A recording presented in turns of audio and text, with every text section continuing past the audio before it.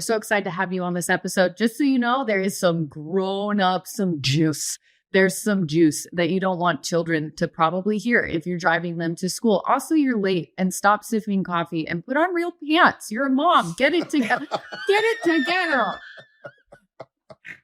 Yeah, I also would like to say to the men out there, I hope you're wearing pants. But this is an adult topic today. We are going to discuss sex and sex addiction, and we use the word addict, sex addiction. So this all about today is about recovering from a scourge that is just burning its way through our society, and we thought it was an important topic. So, but we wanted to give you this warning, as Carollynn said. If you got young ears in the room, you might want to. We use so many grown-up words, Baptist or dancing. Watch out. It is wild. And also, I shouldn't have said what I said about the moms. You guys, you're killing it. You're doing a great job. I believe in you.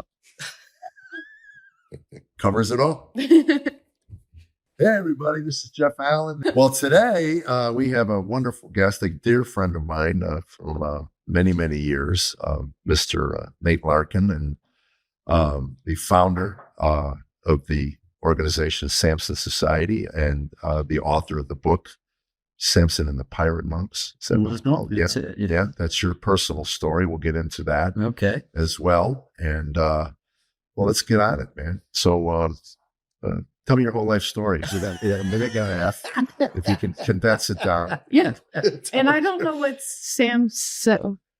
Well, Samson and the Pirate Monks. Again, you can explain all of that.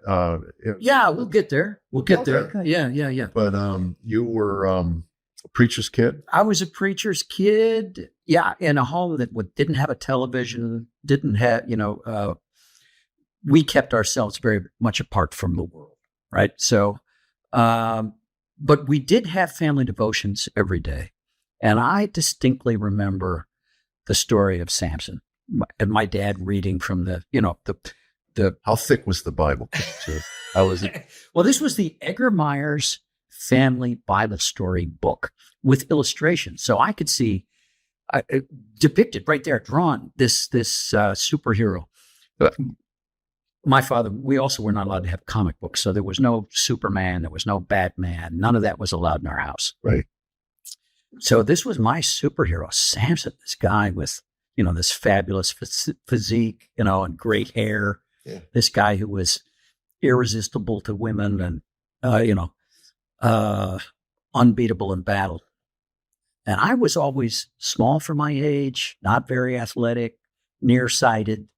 I was the kind of kid who, got pushed around on the playground by bullies. Yeah. Girl bullies. So I just imagine somebody gets in a headlock, I want your lunch money, Nate, Yeah. So sometimes when Dad closed the book and we bowed our heads in prayer, I would imagine that I was Samson. Yeah. So obviously we never talked about sex in our home. Right. And nobody warned me that porn even existed. So when I first encountered it, it took me completely by surprise.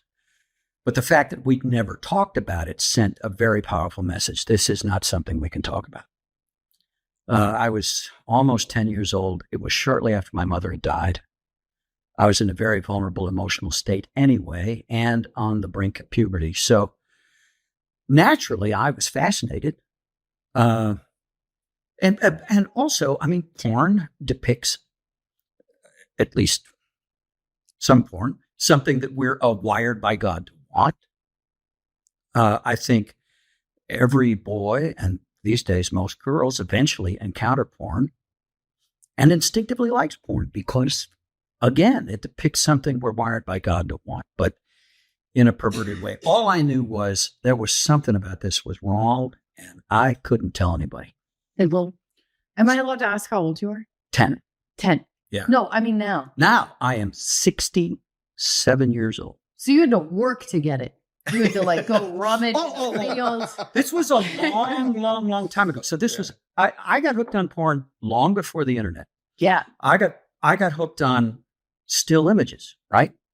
Yeah. So the first thing I saw was a Playboy magazine. And through adolescence, I learned to use any kind of material that I could find, including. Were you like me when you encountered a real in live flesh woman with no clothes on? Did you look for the staple? There's something missing here. I don't. Catalog? Yeah. Panties are on. So I battled it all through adolescence, secretly, of course, because I was on track to follow in my father's footsteps. I was marked for the ministry from an early age because I was good in front of a crowd, and I could sing and I could talk, and I had a good memory, and I liked being up front. And of course, if word had ever leaked out of what my obsessions were, I would have, my career ambitions would have been derailed. So I kept it very, very much on the down low. So secretly battled it, lots of secret trips to the altar without ever leaving my seat. When I got to college, I decided to stop feeling guilty.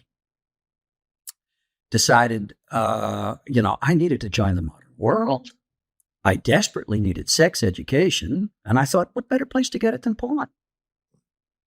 I actually rationalized my porn use during my college years as preparation for marriage. Right. Unaware that I was already poisoning my marriage. But I was certain that as soon as I met the perfect girl and got married, naturally my interest in porn would disappear. Yeah. And I did meet the perfect girl. And I fell deeply in love. And we got married the day I graduated from college. What I didn't understand was that by this time, porn, and if I can use the M word, masturbation, had become my default distress management strategy. Right. So whenever I was in distress of any kind, that's what I went to for emotional regulation, for comfort. Well, as it turns out, marriage is stressful. Yeah. Surprise. So not too long after the honeymoon, the problem resurfaced, which was very discouraging. Especially with all that preparation. You had to deliver a pizza every night or the whole thing. You never had cash on her. So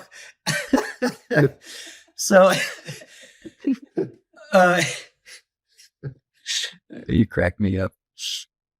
Well, what I told myself then was, I said, Nate, you know what? Porn is probably your best defense against infidelity.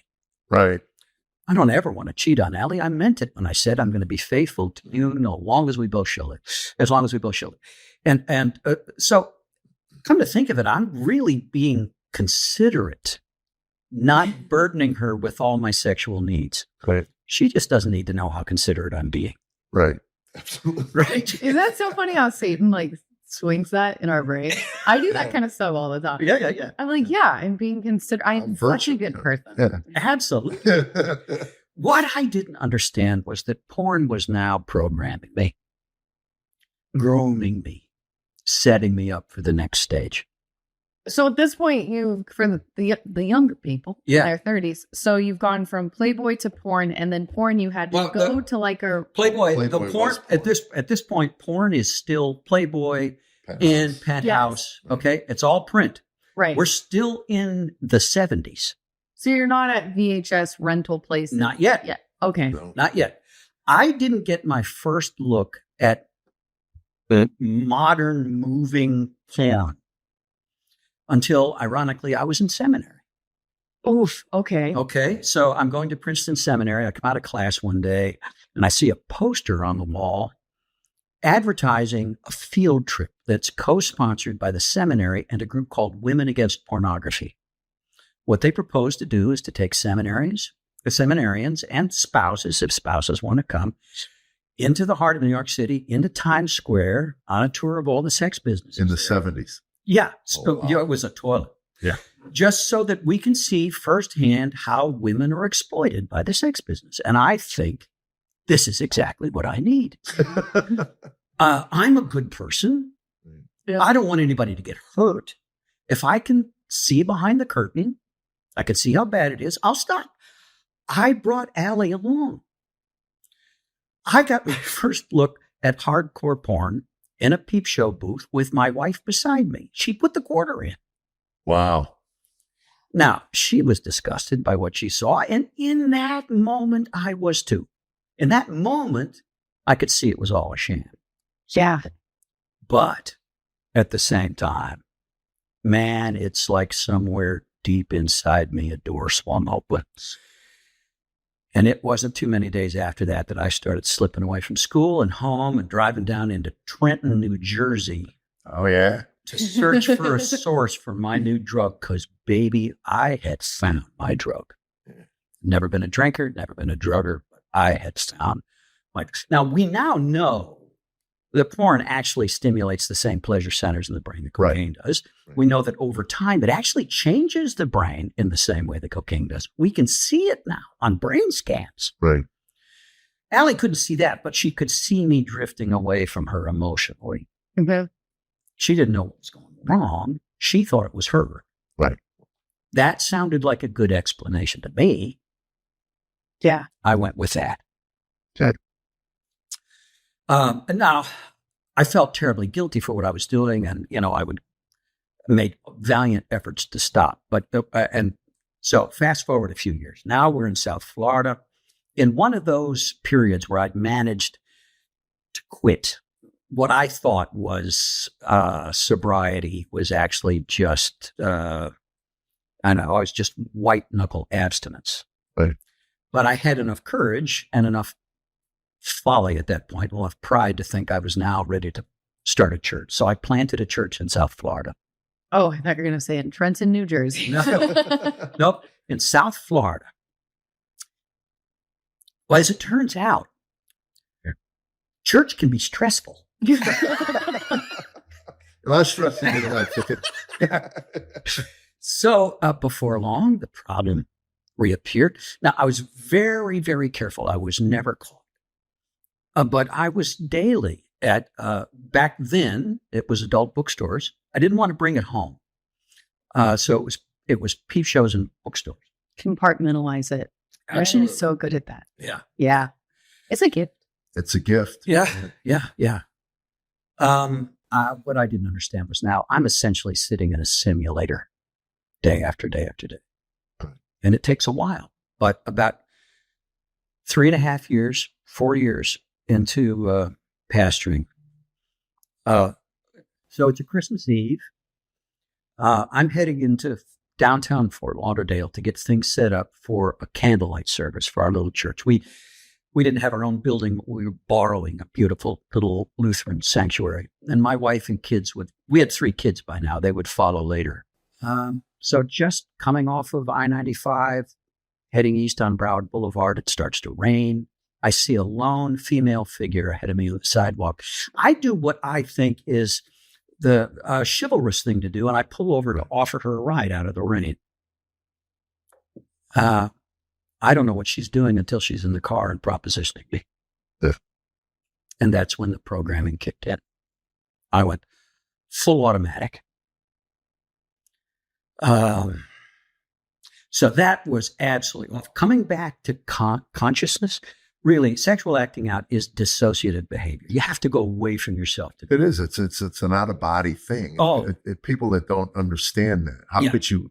Because you're not there. Right. No. You're literally not there through the process. And Absolutely. then the second you ejaculate, you're back. Yeah. And then now the guilt hits. Oh, the guilt, the shame, the regret. The self-hatred, all that stuff. And I've still got to lead a candlelight service. That was an awful night. Oh, I can imagine. And I promised God and begged God, I will not do it again. I said, okay, this is it. I finally hit bottom. Yeah, this will never happen again. And it didn't right away, but then it did. And I did it again and again and again. Always very careful, but I've developed a new ritual. I was never caught, but the desperation, the self-hatred, the despair, just the disgust with myself. I despised my own hypocrisy. Right. And I was terrified of getting caught. It was, by now we're in the 80s. We're in the mid 80s when famous preachers are all over the news with sex scandals of one kind or another. I wasn't famous, but I was building a good reputation in South Florida, and I knew the story was juicy enough that when I got caught, I'd make the paper. And that just seemed just Well, the media too awful. loves any Christian who falls. Oh, yeah. That has a platform. So on my 30th birthday, I woke up knowing this couldn't go on. I had to either quit the behavior or quit the ministry. And at that point, there was only one I could quit. So I quit the only thing I'd ever planned to do, the only thing I'd ever trained to do at 30. Allie actually was relieved, as scary as it was. Did she know at this point? No. But she thought maybe it was just the stress of the ministry that had come between us. She really wanted her best friend back. Yeah. And so she was, she was okay with it. And it was a little rough in transition, but turns out I have a few transferable skills. And within a year and a half, I was a partner in an engineering show. I've never had an engineering course in my life, but I can understand and interpret for engineers to non-technical audiences. So that's what I wound up doing. Still do it to this day. So now I'm making money. Right. And I've got no accountability. And what followed was a very dark dozen years. But they went from 4s to like 8s. 100%. Well, exactly. I didn't have to pick up women on the street anymore. They had all their teeth. They didn't work at Waffle House. I didn't touch cigarette breath. It was amazing. I'm sorry. I shouldn't have to touch you with jokes. I'm sorry. Yeah. Oh. And of course, the self-hatred. And here's the thing. I never left church.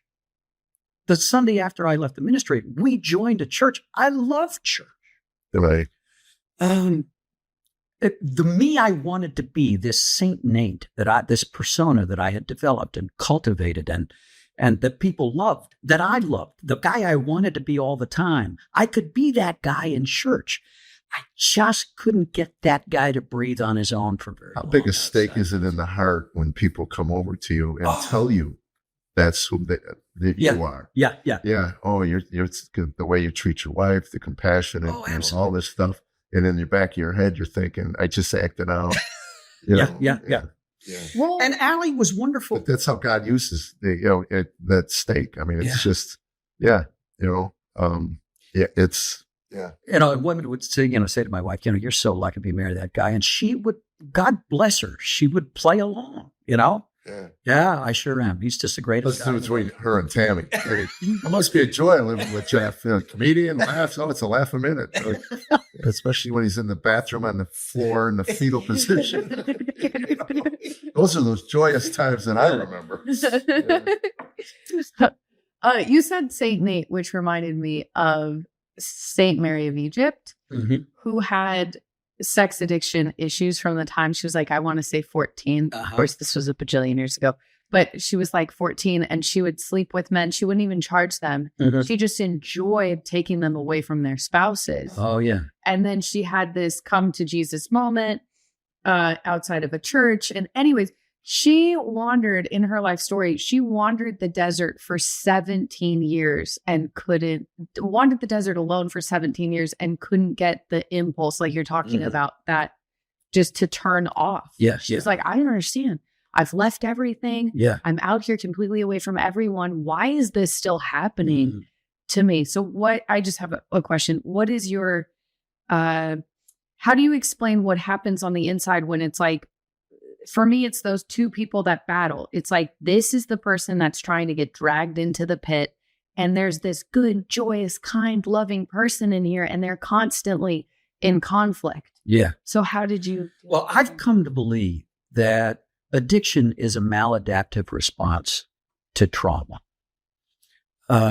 If we find a way, when life is overwhelming, and I have plenty of trauma in my life, things that should not have happened did happen, and things that should have happened didn't. So I came through a childhood with parents who loved me, having survived both abuse and neglect. Those can be overwhelming. overwhelming emotions. And if we can find a workaround, something that will bring us some sense of peace, comfort, as transitory as it might be, man, we get hooked early on it. And the brain never forgets. I can find relief this way. Yeah. Right? Yeah. That becomes a very strong neural pathway, and it becomes habituated. And that's why recovery takes some time. We learn addiction. We don't have to study to do it. We don't have to go to school to do it. We learn it implicitly, right? So we can't unlearn it explicitly. We have to unlearn it implicitly, right? And that takes some time. But I was solely focused on the behavior, living in tons of shame, successfully maintaining a good reputation. I was active in church. I sang in the worship team. I taught Sunday school. I helped lead the youth group. I filled in for the preacher sometimes. Loved church. And then just knowing what fraud I was. Well, 1998, we moved from South Florida to Middle Tennessee for the sole purpose of being close to our first grandchild, who was due to be born that fall. I took what the alcoholics called the geographic cure. Right. Right? And it worked for a few weeks. But then we started running out of money, and I started to get scared. And then I reached for the only fear medication I'd ever used. So late one night after Allie had fallen asleep, I slipped out of bed, went back to the office, fired up the computer, started downloading porn, because now I had broadband. Right. Now I don't have to take any risks to find it. I've got an endless supply, an endless variety of virtual sex partners in full motion video, there in the privacy and anonymity of my own home. I don't know how long I was there that night. Time disappeared, as it always does when we're in a dissociated state. Right. All I know is at one point I looked up and my wife was standing there. Oh, really? I hadn't even heard her come in. And she had this look of shocked incomprehension on her face. She didn't say anything. She turned and left. I quickly shut everything down, followed her back into the bedroom, apologizing, explaining, promising, begging. Yeah. It was a long night. We got through it. But a couple of weeks later, she found a condom on the floor in the bathroom that I couldn't quite explain. Yeah. Because my behavior quickly escalated from porn. And that's when she sat me down on the edge of our bed and she said the words that saved my life.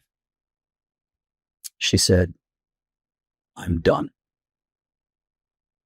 She said, "I still love you, but I don't like you. I don't trust you. I don't respect you. And I don't think you can ever change." Those are the words that gave me the gift of desperation. Right. That's what made me finally willing to go for help. I didn't go to the church. Scared to go to the church. Church hadn't proven, in my experience, to be very kind to those engaged in sexual sin. I didn't go to a therapist. I was out of money. I found help for the first time in a 12-step group for sex addicts. And the ironic thing is, it wasn't a Christian group. We never talked about Jesus. We didn't read from the Bible. There was no singing.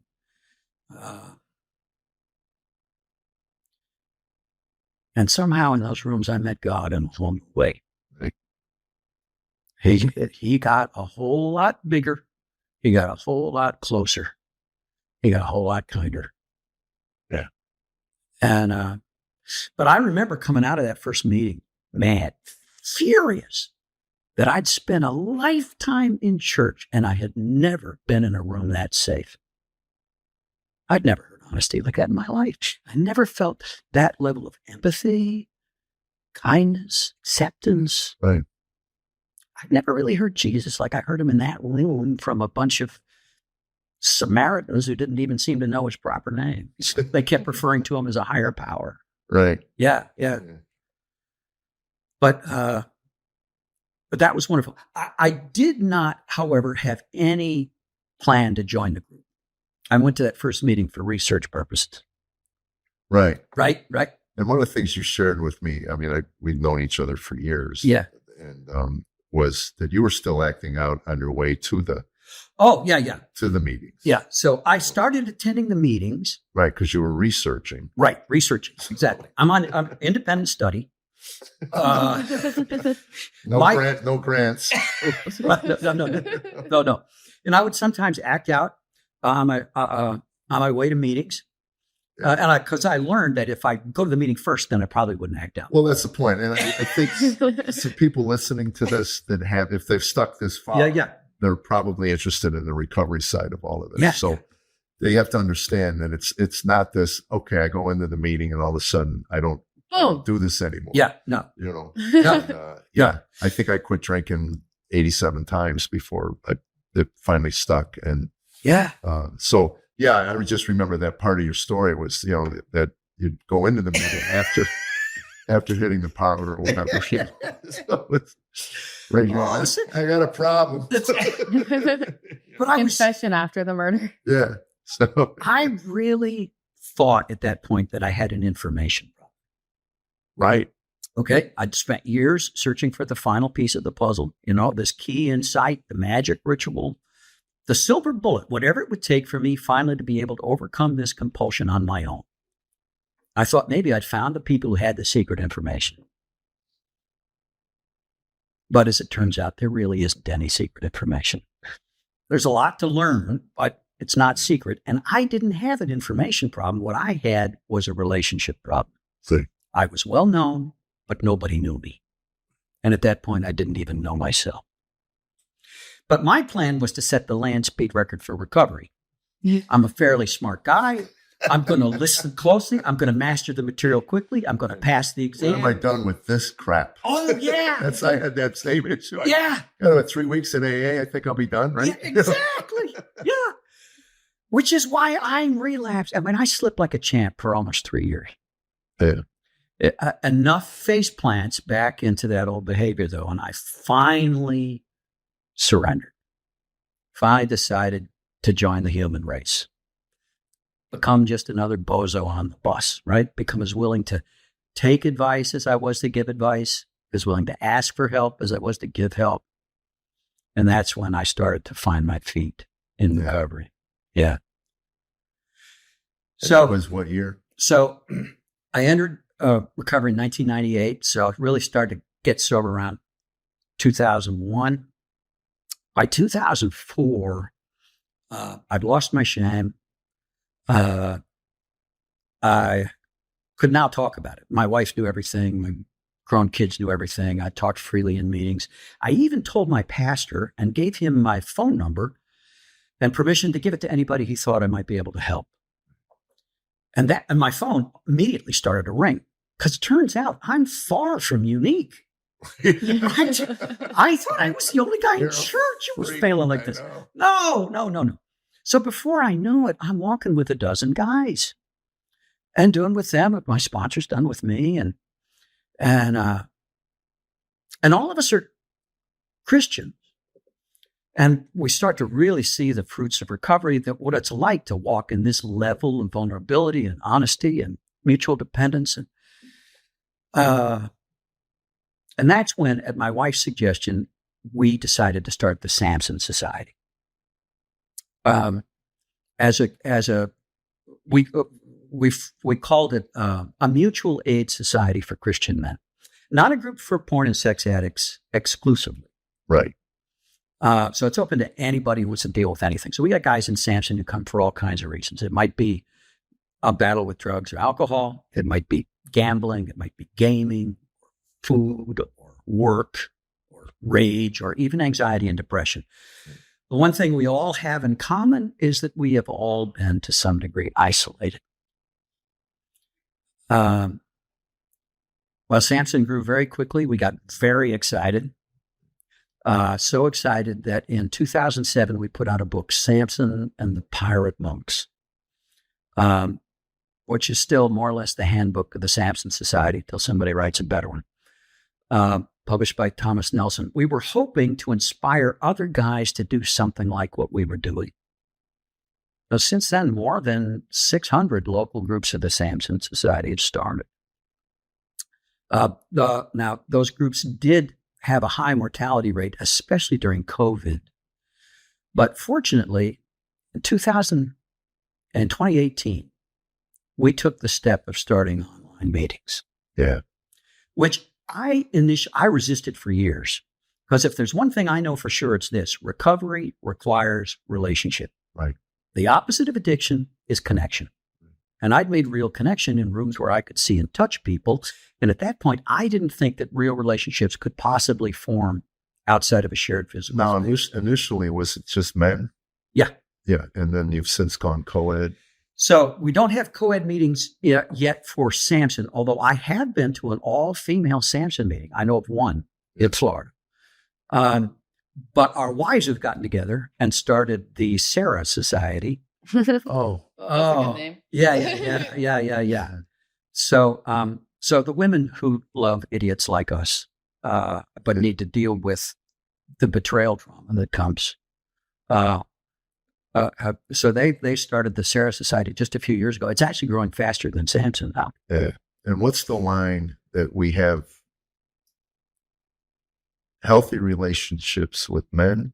How does it go? Yeah, we get that from Ron. We have healthy relationships with men so that we don't have to avoid unhealthy relationships with women. Yeah. That's it. You Yeah. have healthy relationships with men to avoid unhealthy relationships. Yeah. That's powerful. Yeah. And we've done a lot of work. You and I, we meet on Mondays on Zoom, and a lot of that, the Pure Desire book Yeah. we use as well, has dealing with the brain mapping. You have a podcast on your Samson Society page where I just listened to one of them, the brain mapping. Oh, yeah. From the mechanic, this woman who was an auto mechanic, and then she decides to get into neuroscience.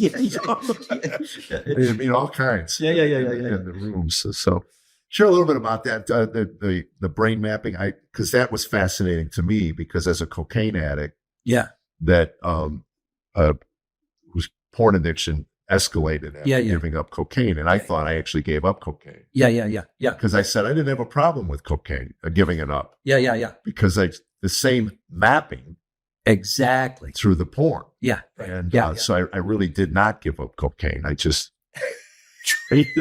You picked a more financially responsible choice. well, actually, yes, yeah, and easier to access. I didn't have to. No dark alleys. Yeah, go.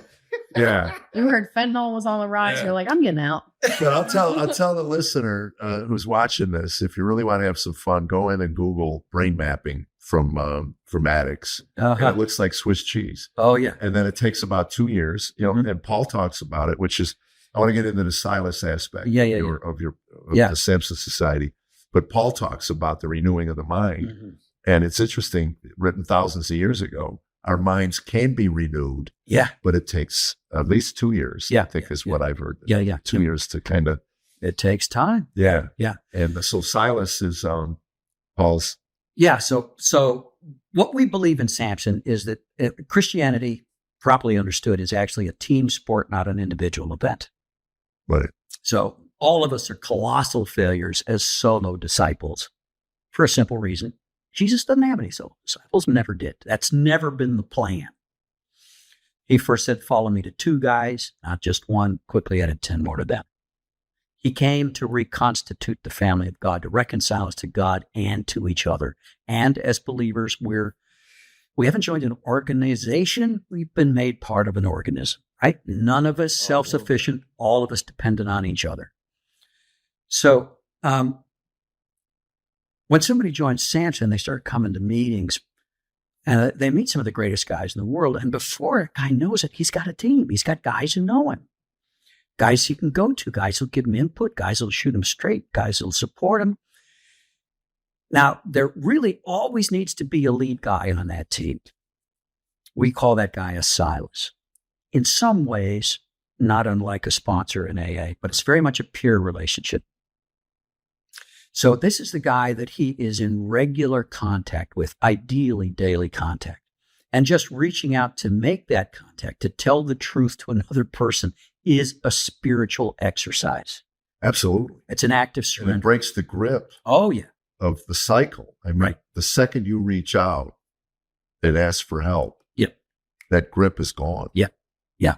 It's a powerful tool. And it's mutually helpful to both partners. So Because one of the pitfalls, and Yeah. I'm sure you'll attest, I'm not going to put words in your mouth, yeah. but the isolationism Oh, yeah. is the real disease. Yes, absolutely. To isolate and then to convince yourself, because I remember doing that early in recovery, Mhm. where I can handle this. I can get through this thing. Yeah. I don't need to bother them. I Yeah, don't yeah. need to. Yeah. So the only thing I did right in early sobriety was I bothered the snot out of my sponsors. Yeah. Yeah. You know, Yeah. I called them like 8 times a day. Yes. You know, yeah, it's me again. It's me again. It's me again. You know, yeah, I'm breathing. My eyes are open. I want to try. You know? Yeah. My eyes are open. Yeah. Yeah. So the silence part of it is an important, intricate part. And it's hard to get addicts Yeah. to be vulnerable. Oh, we don't want to do it. We don't want to do it. Yeah. And it has a ton to do with shame. Right. So it's wonderful shame reduction activity to go to a meeting, listen to other people say things that aren't normally said, to step out of the shadow and into the sun. And then you find the courage to do the same. And then, you know, although your instinct and programming experience tells you that people will pull away, they'll lean back, they'll recoil if they see who you really are. That's the shame message. And you find that just the opposite happens. You know, There's a sort of bond in the misery, you know. I mean, there. but you realize you're not they call it terminal uniqueness. Yeah. I used to love that phrase. Yes. The early newcomers would come in and go, "You don't understand me." Yeah. Yeah, you know, Yeah. this is my story. You don't know my things. It's like, Yeah. that's right. You're unique. Nobody in this room understands, you know, the depths that you have gone.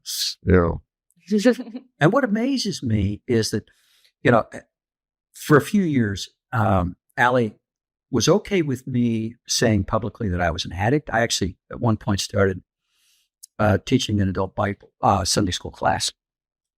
I originally told the pastor I couldn't do it because I'm a sex addict in recovery and I can't guarantee I'll never slip. And so therefore I'm disqualified. And he was a great pastor who said, for God's sake, teach the class. Right? So with the adulterers and the tax cheats. So I did and talked, and I said I'm an addict, but I was very general about it. And that because Allie was afraid that if I said sex addict, Right. everybody would run. Absolutely. And we'd lose friends, right? Do you think the stigma with sex addiction today is what the stigma was with alcoholism in the 40s? Yeah. Oh, I do. Yeah. You just get ostracized and shut aside because the mind goes to the worst. Yeah. When you say that. Yeah. I mean, it was hard for me to say that. Yeah. And I, because of that, I mean, again, the mind goes, the people who don't know just assume that you should be on a registry somewhere and you're out cruising the neighborhoods. That was our worst imagining, but I will tell you what has happened. Oddly, we didn't lose any friends when I finally said it. That's great. Those good friends. And it made us oddly magnetic. Because the odds are now I'm the safest guy a guy's going to meet. Right? And even though it's amazing, Allie will sometimes, we'll be going into a party somewhere and she'll go, for Pete's sake, please just don't say sex addiction tonight. Let's not. Oh, I'm an addict. Oh, okay. Do you want the salad or the soup? But it's amazing how the conversation. Well, the freedom that comes from that, you want to kind of shout from the rooftops. You know, the conversation will get there. You carry that secret for so long. Yeah. The shame that connects to it when you finally it's like, yeah, hi, I'm Jeff, I'm an addict. Hi, But here's what I see time after time again. I say it, and there might be just a little bit of a blink for a minute, but then people lean in because, oh, you mean the thing nobody will ever talk about? You'll talk about? Yeah. Right. And even if they don't say it, then I'll get a phone call. Right. Yeah. Do you feel like in the last 20 years with the internet, because I feel like you had to work, like you put in a lot of effort. Yeah. Like you had maps. Oh, you yeah. had to find white pages. Like that was a lot of effort. You That's know? right, exactly. That was good on you for the diligence. Really. But now it's like, it might be more accepted because I can't think of a friend who is in a marriage that hasn't come to me and said, I'm really struggling in my marriage because my husband's addicted Yeah. to porn. Yeah. And so do you think that's why it's like more comfortable? I think so. Yeah. Yeah. I've noticed a real sea change even in the church. When I first started speaking on this in 2007, I didn't get a lot of invitations. Right. Well, I spoke on it once, and all the women, not all, there was Took their tops off. It was crazy. Started. But they were in the back and outside in the hall. Yeah. And I said to the pastor, "What are they?" I thought this was a men's thing. He goes, "Can't help it. Every time we do one of these particular things, they want to see whose husbands are here." Uh-huh. And I go, "That's wrong on so many levels." Yeah. And again, the stigma that gets carried with, and I think you think it's getting broken. Yes, it's because the desperation is growing. Right. There isn't a family that's unaffected. Right. There's rarely a marriage that's unaffected. And also, it's no longer a guy thing exclusively. Now, almost all guys, I mean, a very high percentage of guys, but a growing percentage of women are sucked into this thing. And I can remember when I first started talking, I've spoken in a number of colleges. I loved speaking in college. But inevitably, there'd be one or two girls that would linger afterwards. Mm-hmm. And I was... Yeah, it's weird. I've never found another woman that struggles. At least they don't talk about it. Or what's happened in my life, particularly I think because being in entertainment and the way I look is like extremely feminist. We don't need no man. Right. Women are generally in my life and our friends, and they're like, oh, that makes me a better woman. Like there's no shame attached to it. There's no, this is a sin. It's like, you've heard it a million times. I don't need no man because I've got this or whatever. And so that's kind of how I got roped in to struggling with sex addiction, because if you were in a monogamous relationship, especially in the West Coast, and being an atheist and not being in a Christian culture, it was like, oh, well, you're so empowered. Yeah. And you can take any man you want because you have that freedom. And I wish I could be like you because you're a boss or like whatever. And it's like, now that I have Christian values, it's not that the shame came later, but the repentance and the understanding, like, this is a problem. This is something that, especially for a woman, it's so easy. I mean, I never had to pick up anyone in a rain. Right, sure, right. Ever. I mean, what I'm exactly. was I didn't realize they would pay me. Shoot. Wasn't on that Ramsey plan. So dang it, no 401k over here. But it's just like, there was this piece where it was like, you're empowered.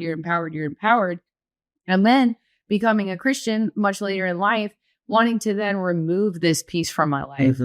And I didn't realize how big the struggle was going to be. It was, I mean, in the beginning of my walk with Christ, to stop meeting men just off apps. Yeah. Like, just, okay, well, what flavor of the week do I, whatever.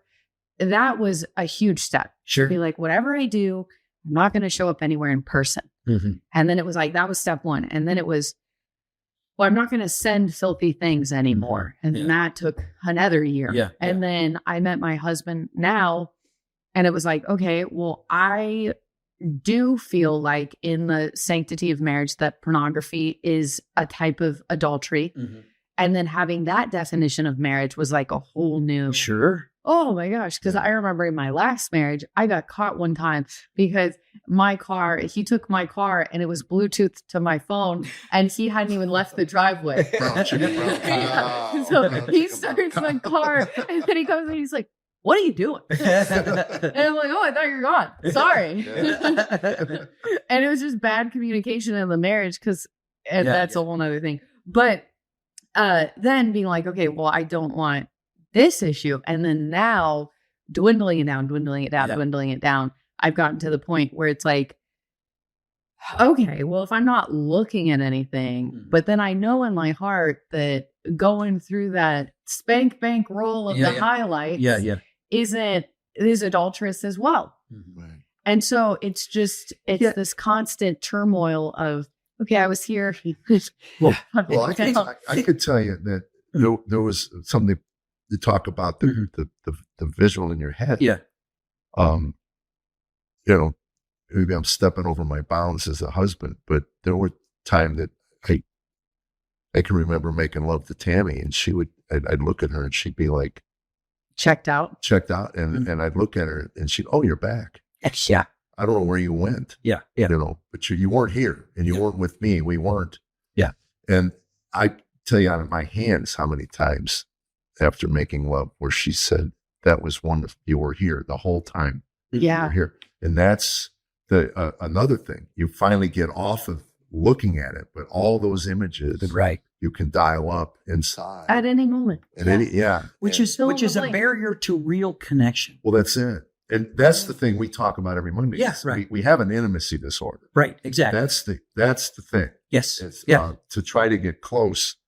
And I can remember sharing years ago on a radio show, somebody asked me what I thought. You're a Christian. It was one of those secular, they were mocking guys looking at Playboy.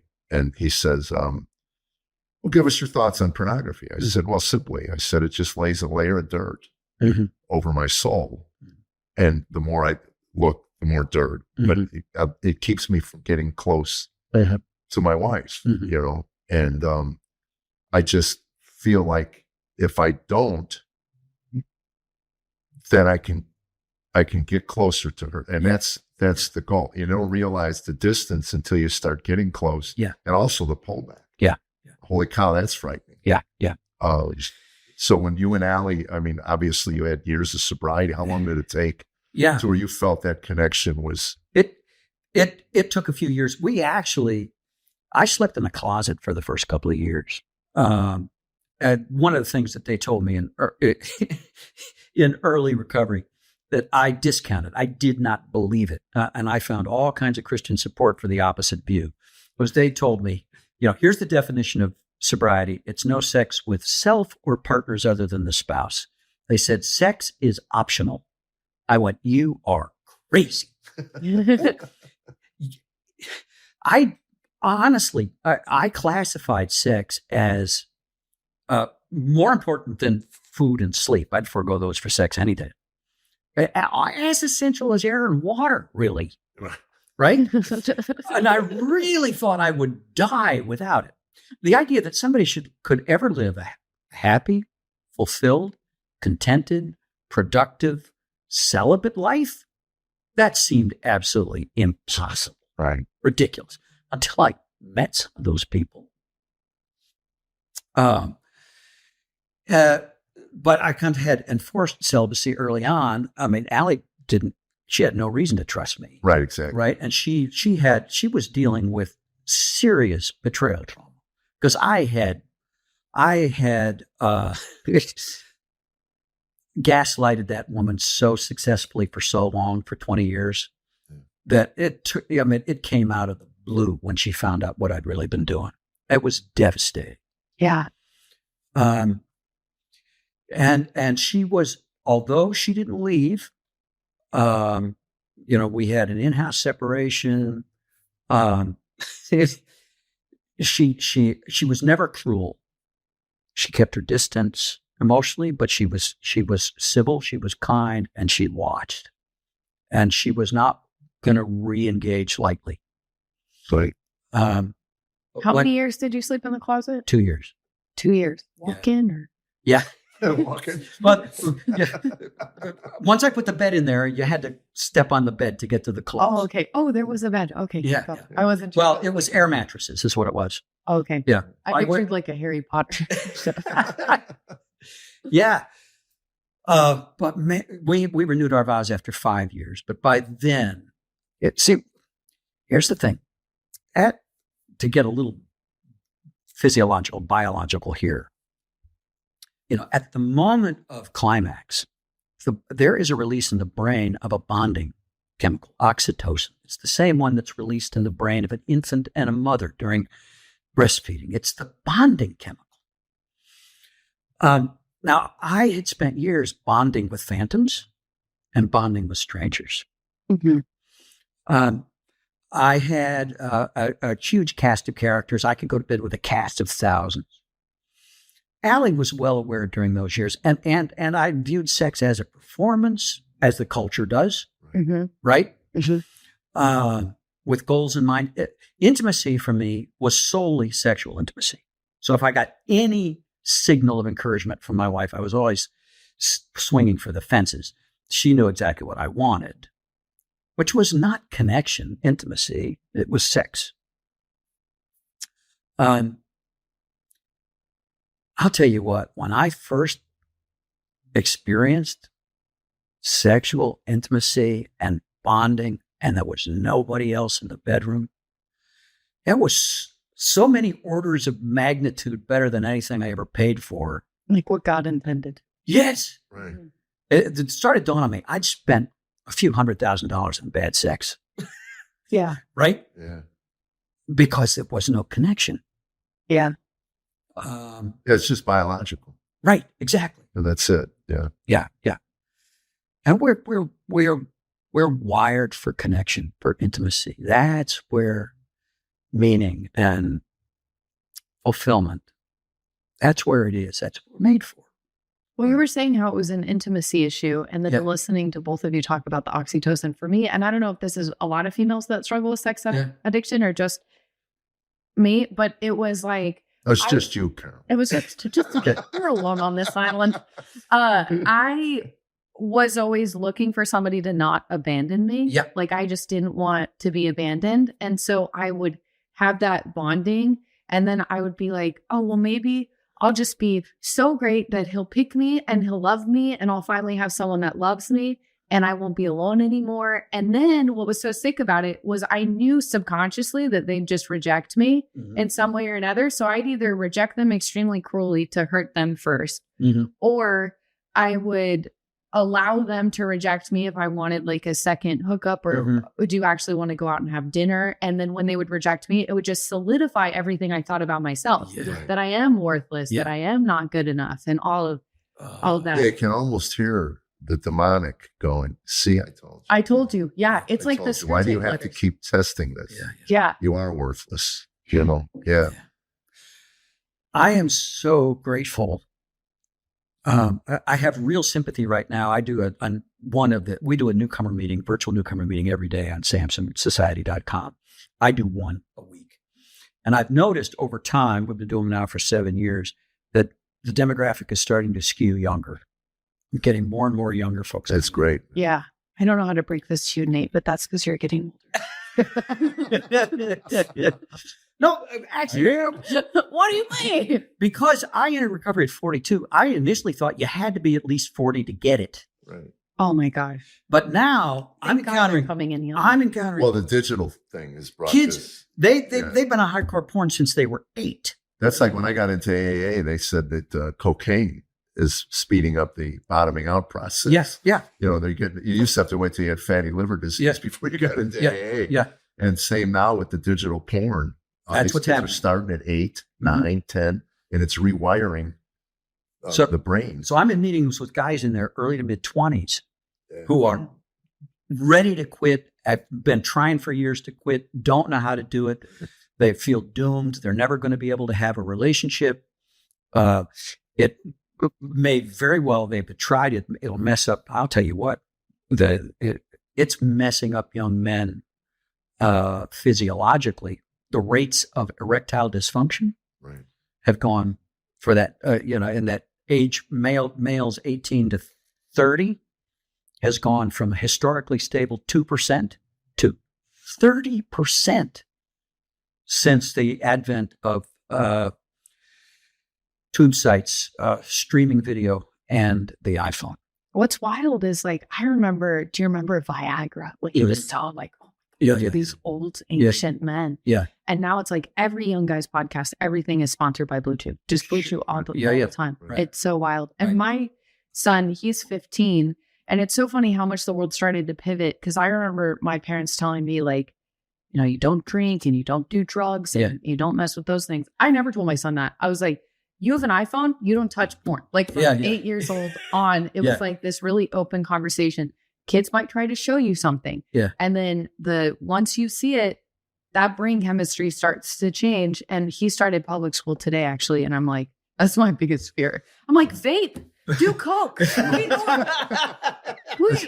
Yeah, my son came home with a Brett Favre Green Bay Packer jersey. I said, I should just shoot heroin like other kids. For God's sakes. Get a girl pregnant in the back of a truck. Be normal. But it is. It's a pistol. Yeah. And you don't know. I told my sons when they were growing up, I don't know, because I believe alcoholism is genetic. Yeah. Mm-hmm. Our disposition for it. And I said, you don't know, so don't pick one up. Yeah. I had an essay book in the house because I went to essay meetings for some time, and we were moving just recently, actually, and my son picked it up. Mm-hmm. And this is the shame, but my son picked it up, and, you know, it's all white, words on it. He opens it up because we're going through books, and he opens it up and he reads what it is. And he goes, ew, gross. What's wrong with Brent, who's his stepdad?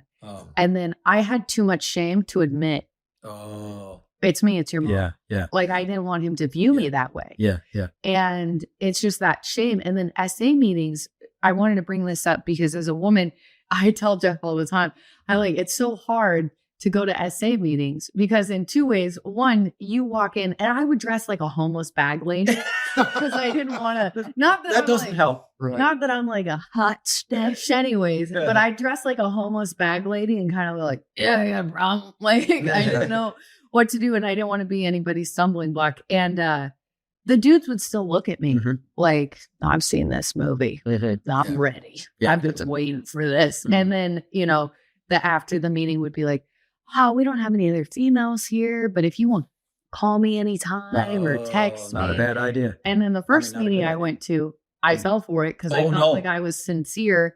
And then all of a sudden he started sending me pictures of like his room. And I was like, oh, he's testing boundaries. Yeah. He doesn't realize like, hey, buddy, I'm you. We're the same two peas in a pod. And so he was testing boundaries. And so I was like, okay, I can't go back to that meeting. And then on the flip side, I went to a much bigger meeting because I was like, I'll just blend. Same thing, just the only female in the room. It was all young men. And then it flipped my brain and I was like, I've seen this movie before. Hey. And so the bell of the ball every night. I know, right? Line them up. It's not good. And so I just wondered, for me, it's that personal connection thing. Yeah.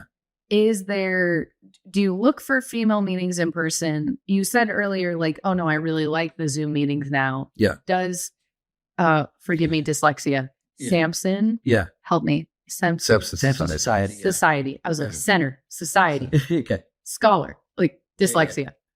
Have meetings for women online? We do not. I am praying that God will inspire some women to start one. Okay, can you train me to start a meeting? Sure, I absolutely can. Oh, I can. Absolutely. Yeah, because I got some ladies that might want to try to get off the sauce, maybe. Okay. Yeah. Oh, that would be tremendous. Well, That's also on the virtual, you can mute the video and not say anything, and they wouldn't even know you're a woman. You know, you can listen to the. Well, no, she wouldn't be able to. She wouldn't be able to join a meeting. No, the only way you can get to a virtual meeting is to first attend a newcomer meeting, and we've got Samson Society is guys only. Okay. So there's no way a woman can get in. It's a He-Man woman. So you have Samson Society and you have because we sometimes have wives who want to manage their husband's recovery and they want to get all up in the middle of it. Eavesdrop. Yeah. Okay, so you have Samson and then the betrayal, the wife. That's called the Sarah Society. Yeah. Can I start the Delilah Society? Yeah, absolutely. Absolutely. Yeah. I did go to one Samson meeting in Florida. You told me all women. It was all women. It was an in-person meeting. And it was stunning. They were doing what we were doing. Yeah. Yeah. Okay. Yeah. Because the essay thing for women is just so difficult. And I think for a lot of women, it's more the love addiction, the love and romance addiction piece. Yeah. And so you can go to places like Celebrate Recovery that have like codependency issues and stuff. Right. But when you're sitting at Celebrate Recovery and you're just like, I went through a trail of dudes, they're like, wow. Well, absolutely. Yeah. Absolutely. It's too much for them. And being a public figure. Yeah. I read into that. Gone down to Nashville. Oh, Jeff Allen, what are you doing? Oh, yeah. You know? Yeah. And it was awkward because, again, I want to live the perfect Christian life. And then there's a point where you either want to live or die. Yeah. And then you just go the heck with it. I'll take the hits. But like we have a 19-year-old in our group on Mondays. And we keep telling this young kid, you stick with this. Yeah. Some woman is going to be so lucky to get you as their husband. Yeah. Because you have no idea. Put in the work. Put in the work now. And then it changes. I don't want to say standard, but if all of a sudden there'll be triggers of somebody who might be abusive. When you're in it yourself, you think you deserve that kind of person. Yeah. And when you're not, and you're esteemed by God and other men esteem you and tell you, that that all of a sudden you'll be drawn to a healthy woman. Yes.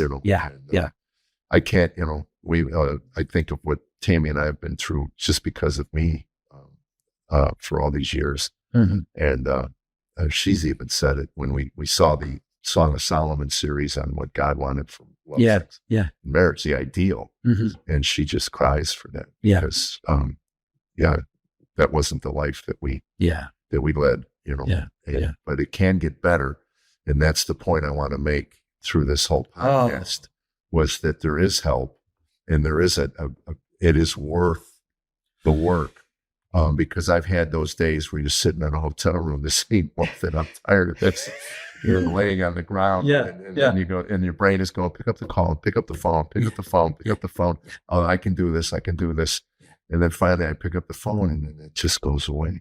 Hey, Rod, hey, Nate. I'm having a hard time.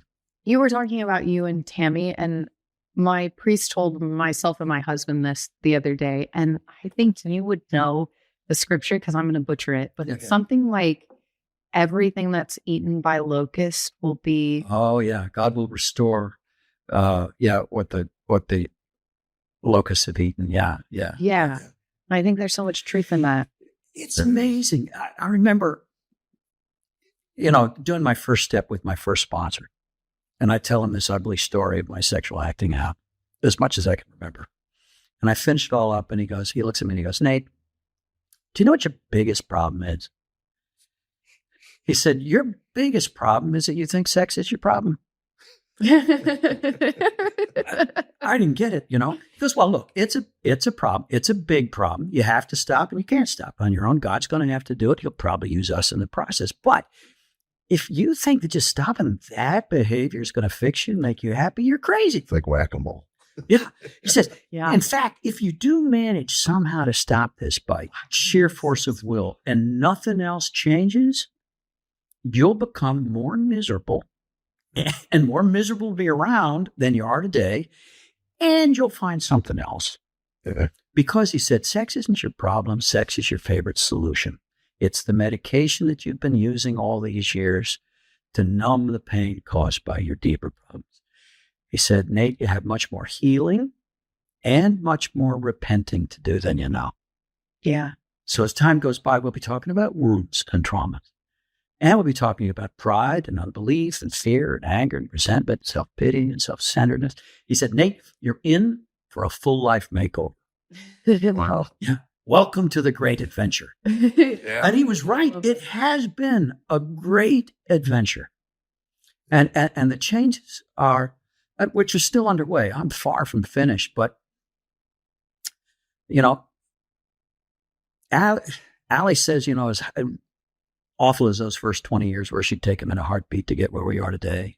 Oh, that's great. And if the only way to the fruit of recovery is so good that if the only way to get there is through addiction, Right. addiction's worth it. Yeah. I was told, you were told probably that someday you'll thank God for this. Yes. And I do. I think if it had not been for my proclivities, Yeah. I would have never gotten into recovery, and I've never probably would have, who knows? I mean, you can't predict, but, Yeah. but through the pain and the suffering, and the willingness to trudge through all of that, I'm ready to go into an intensive to try to get closer to my wife. Mm-hmm. That's the desire for the whatever remaining days God has given us. Yeah. I want to get as close to her as I can. Yeah. To make up for all those years where, whatever it was kept us that veneer, that dirt or whatever, and, You were both deprived, right? right. Yeah. And, Yeah. And the fact that she's extended the grace, Mm. and again, you can't buy that, to be with someone who knows you and truly knows you and still chooses to express their love for you. I mean, is there anything better than that? Yeah. And, you sit there, I can remember when I was walking in the shame of this, when I 20 years ago, 15 years ago, really walking in the deep shame of it. And I'd finish a show at a church, Mm-hmm. and they'd come over and they'd say, boy, it's just, you and God's got you. And in the back of your head, you're sitting there going, you don't know me, shut up. Don't say another word. Just shut up. You don't know me. And I wanted, I don't know how many times, just to scream from the pulpit. Yeah. I want to just tell you what I just did an hour and a half ago. Yeah. And self-preservation got me from doing it. So then the enemy would use that. You coward. Coward. If you're a real man, you'd go up and you'd tell everybody who you are. So Nate, you have been a dear friend of mine remember meeting at the Frothy Monkey, those meetings, and the grace that you've extended me. I remember slipping and falling and stumbling and waiting for the condemnation.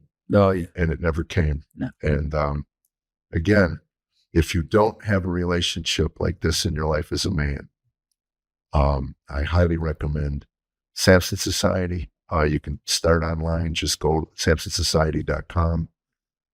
You tell them. Yeah. It's and it's like 12-step recovery, no dues or fees. And